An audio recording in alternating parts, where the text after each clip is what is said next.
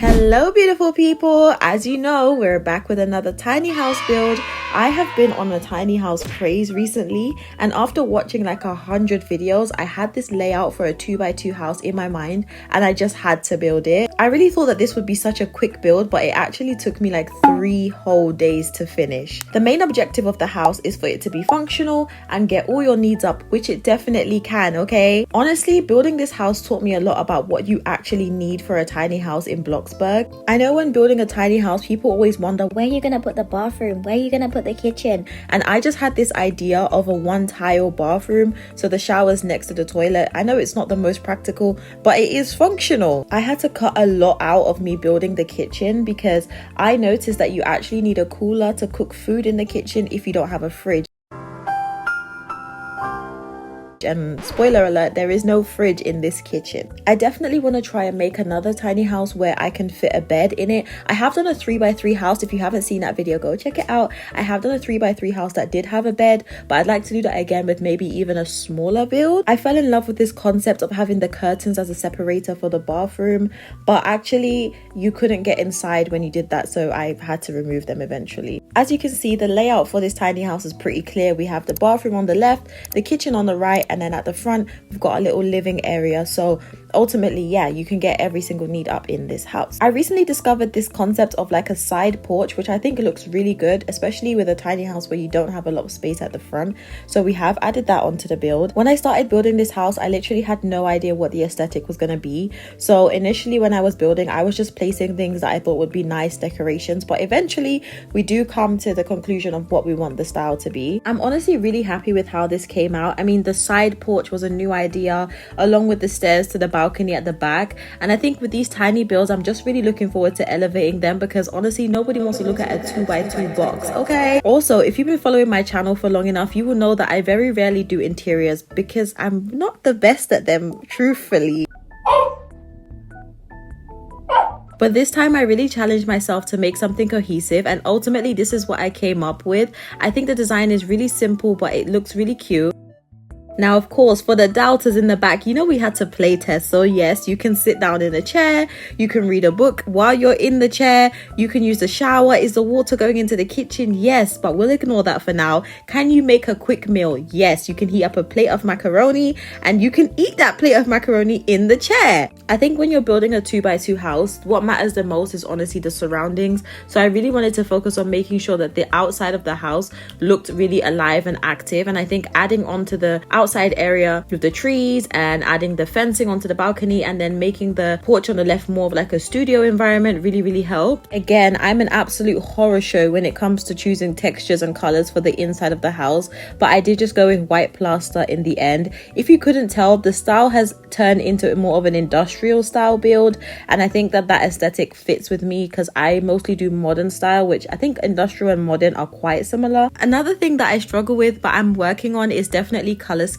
So I chose pink as the accent color for this house. Do not ask me why, it was very random, but I chose pink for the accent color in this house. And honestly, trying to find good shades of pink that go with brown, black and white is not easy. Like, I fear honestly if you left it up to me, I think every single house I made would be black, white and brown, but I just don't want to be boring. I want to incorporate colors and make things bright and colorful, but it's hard, guys, okay? That ish is not easy. Anyway, for the kitchen I stuck to more wood tones with the brown and white as the accent colors, and I stuck with pink as accent colors, as you can see on the books, on the cooler, on the cushions, on the shoes, on the products in the bathroom.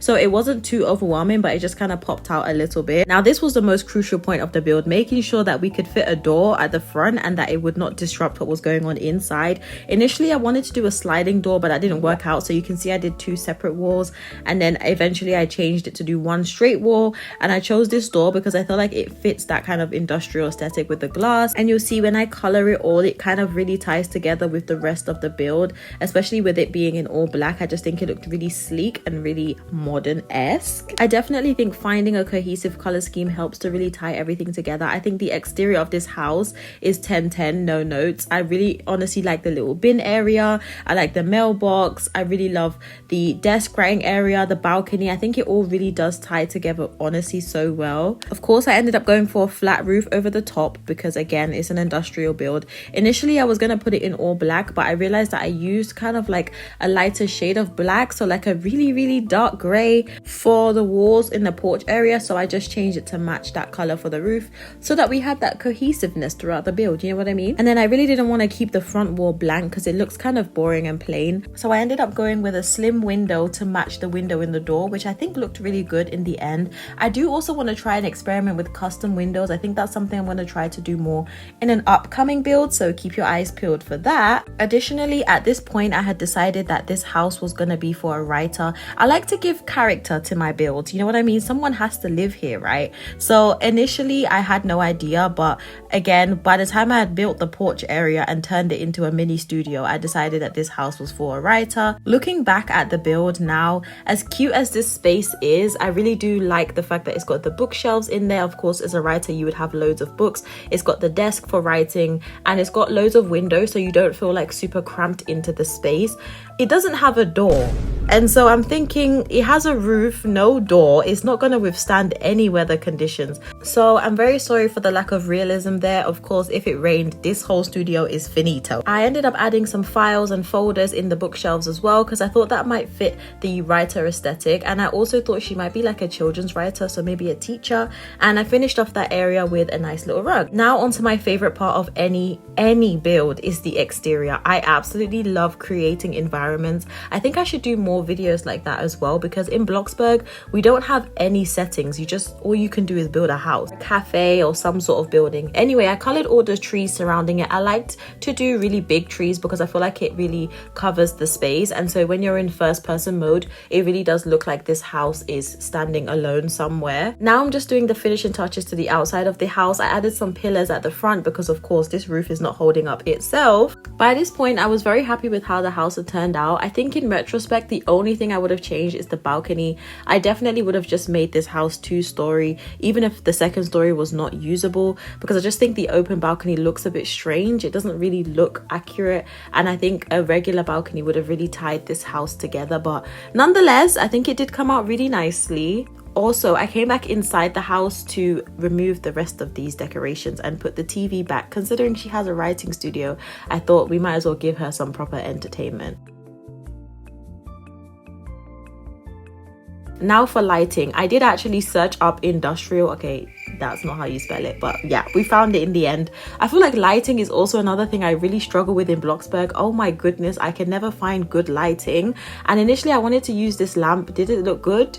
No, it didn't, so that's why it got deleted. But yeah, I know people always say to use flint or cloudy grey or linen for your lighting, but honestly none of those have ever looked good for me, so I'm still figuring out what lighting works the best.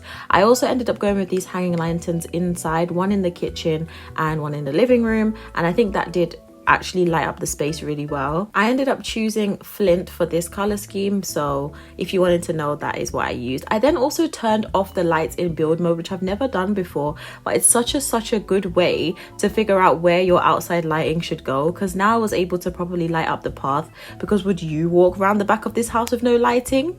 No, I certainly wouldn't. It looks scary as hell. So yeah, although many people probably already knew that, if you didn't, there's a little life hack, and it really did help me to see how the build would look like at nighttime. Anyways, on to the final touches, just adding some greenery and some shrubbery around the build. I feel like that does also help to add to the element of realism. When it comes to coloring my greenery, I kind of just use the same 3 colors. If you don't have the color wheel, it would be camo green, grime and slime green. Those 3 are really good, so I literally just use those same 3 colors, but I adjust the shades on the color wheel, and I just think that they work really well to give like different shades of green within the building. Now it's time for the final tour. Yay! I honestly adore how this house came out. Let me know in the comments, guys, what you like about it, what you don't like about it, what you would do differently. Also, what tiny house I should build next. I do already have some ideas, but of course I'm happy to take on you guys' suggestions. I've also made an Instagram account just for this YouTube channel, and I would love to see you guys' tiny houses. So if you build a 2x2 house and you'd love to show me, definitely tag me on Instagram and I would love to see them all. So as you can see, even with the door, door on, this house is still fully functional. You can get in through to the writing space. I think from the first person perspective, it looks so comfortable, so cozy, so open. I really do love it. I would happily sit back there and write. And then you come up to the balcony, and although it's not sheltered, I do still think this would be a nice cozy place to relax. And that brings us to the end of the video. Thank you guys so much for watching. Don't forget to like, comment, and subscribe. Definitely give me a follow on Instagram, and I'll see you all in the next one. Bye.